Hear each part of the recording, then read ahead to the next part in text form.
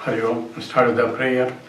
Om Samasta Jana Kalyane Niratam Karunamayam Namami Chinmayam Devam Sadgurum Brahma Vidvaram Vasudeva Sutam Devam Kamsa Chanura Mardhanam Devaki Paramanandam Krishnam Vande Jagadgurum Tvameva Mata Cha Pitattvameva Tvameva Bandhuscha Sakattvameva Tvameva Vidya Dravidam Tvameva Tvameva Sarvam Mama Deva Deva Tvameva Sarvam Gurudeva Deva. Hari Om. We are doing the question and answers on Vedanta. One of the questions that was raised is, what is a pramana?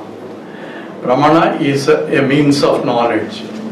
So, for any knowledge you need a means, and for to know if there is an object out there, and I have to see the object, because that's a pratyaksha pramana, direct perceptual knowledge, and perception becomes a means of knowledge to know that which can be gathered through senses. I need to see, or I need to hear, I need to touch, I need to taste. These five senses operate at a pratyaksha pramana. So pramana means a means of knowledge, and in the Vedanta Paribhasha, which is talks about pramanas and discussion about how knowledge takes place by Dharmaraja Advaindra, the pramana is defined as anadigata, abadita, artha vishayaka, jnanatvam pramanam. Anadigata, abadita, artha vishayaka, jnanatvam pramanam. Pramanam means a means of knowledge, that which gives you knowledge. Pramakaranam pramanam. Prama is knowledge, pramakaranam, that which gives you that is the means that gives you the knowledge. And he defines here as anadigata. Anadigata means that which cannot be obtained by any other way. So, for example, I want to see if there is a chair in the room or not. So, how do? I have to open and see. So, seeing through my eyes are the means of knowledge for me to know that the chair is not. But I cannot hear the chair, I cannot do all other means of knowledge are not applicable. Here is only a sense of sight, is a means of knowledge to know an object out there. And for sense of taste, it's only the tongue becomes a means of knowledge. I cannot, by looking at it, I cannot say whether it is sweet or hot and all that. So that means is required to gain the knowledge, and so we have a people who the pramata, knower, and prameyam, the object of knowledge, and these two have to be connected. If I am there, the chair is there, the connection has to be established, and that connection is via pramana, seeing.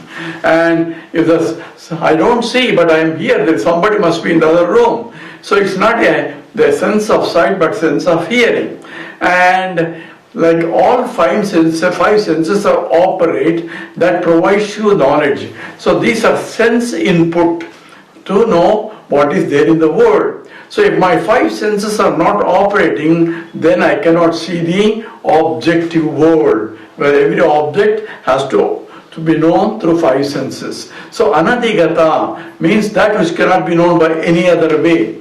I can perhaps know by touching it, if there is a chair is there or not. But remember, there is a story of 6 blind people trying to define an elephant. One fellow is only touching the leg, one fellow is touching the trunk, one fellow is touching only. So I am making this is an elephant. So it will be wrong conclusion unless I have a complete perspective of the whole vision. I won't be able to tell correctly what it is. That's exactly the problem if I have this sense of touch. Sense of sight, if I see the whole thing, then I can make a judgment call in terms of what it is.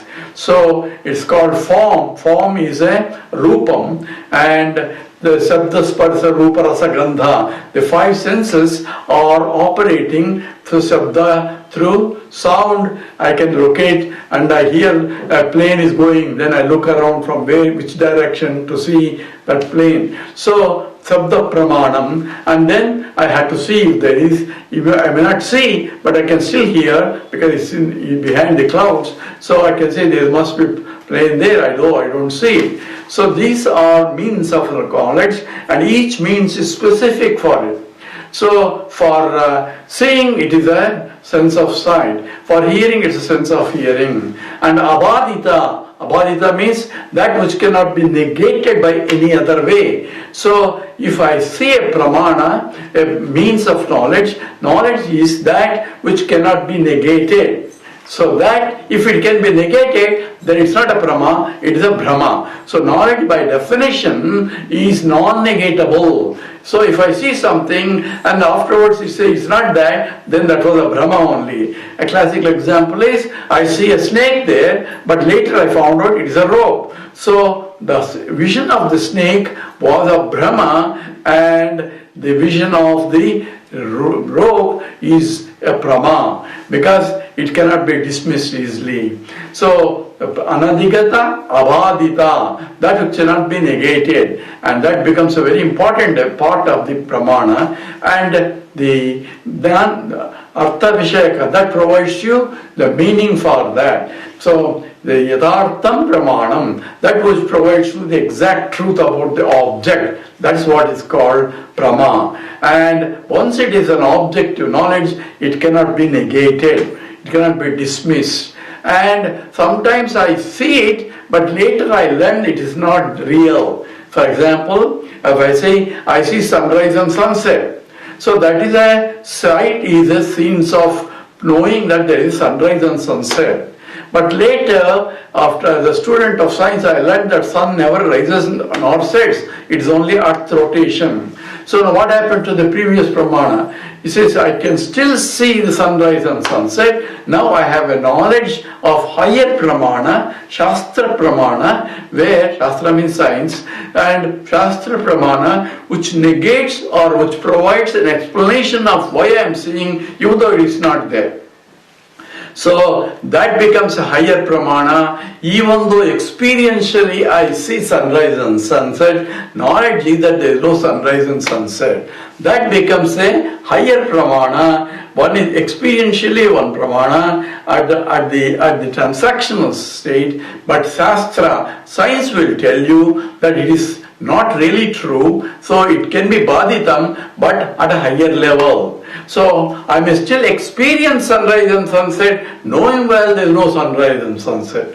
In fact, people go and see beautiful sunrise and so on and so forth, and knowing very well there is no sunrise and sunset. So this is a definition of pramana itself. So when higher pramana comes and negates that, then at a higher level, at the Shastric says, I know the truth, even though at a transactional level, the other truth still prevails. And if it is a projection by the totality, then it still provides, but it is a subjective projection like a snake, then the snake goes away, rope alone remains. So this is how the pramana operates, and that's a definition of pramakaranam, that provides you the knowledge of the objects.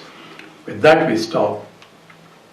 Om Purnamada Purnamidam Purnat Purnamudachyate Purnasya Purnamadaya Purnameva Vasishyate.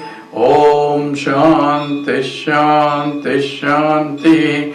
Harihi Om.